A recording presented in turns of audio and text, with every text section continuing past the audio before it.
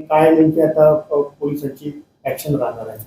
नमस्कार. परवा जे घटना घडली ज्यामध्ये दोन व्यक्तींमध्ये वाद झाला, एक वैयक्तिक कारणावरून झालेले वादामध्ये एक व्यक्तीने दुसऱ्या व्यक्तीला चाकूने हल्ला केला. त्यामध्ये जे पीडित होते त्यांची काल दुर्दैवाने मृत्यू झाली आणि यामध्ये गुन्हा दाखल होऊन आगे अटेम्प्ट टू मर्डरचे कलमान्वये गुन्हा दाखल होता. आता त्याच्यामध्ये मर्डरचे कलम लागलेले आहे.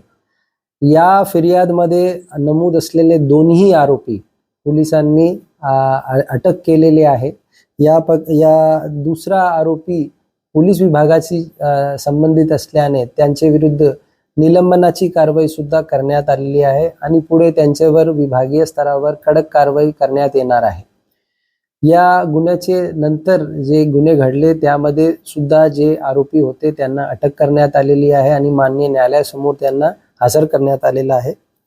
सर्व नागरिकांना माझी विनंती आहे, सोशल मीडियावर कुठल्याही प्रकारची अफवा किंवा गैरसमज पसरवणारी अशी संदेश कोणीही पाठवू नये आणि तपासाला हानी पोहोचेल किंवा तपासाला त्याचा विपरीत परिणाम होईल अशा प्रकारची जे व्हिडिओज आहे ते कोणी सोशल मीडियावर व्हायरल करू नये.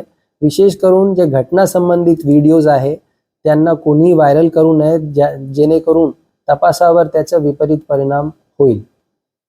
या व्यतिरिक्त शहरामध्ये शांतता ठेवण्यासाठी मोठ्या प्रमाणात बंदोबस्त ठिकठिकाणी लावण्यात आलेला आहे आणि सर्वांना माझा आग्रह आहे, शांततेने पोलीस प्रशासनाचा सहकार्य करा आणि जे घडलेली घटना आहे ती दुर्दैवी आहे आणि त्यामध्ये पोलिसांनी तातडीने कारवाई केलेली आहे आणि पुढे सुद्धा त्यामध्ये जेवढा लवकर होईल तेवढा लवकर दोषारोपपत्र सादर करण्यात येईल.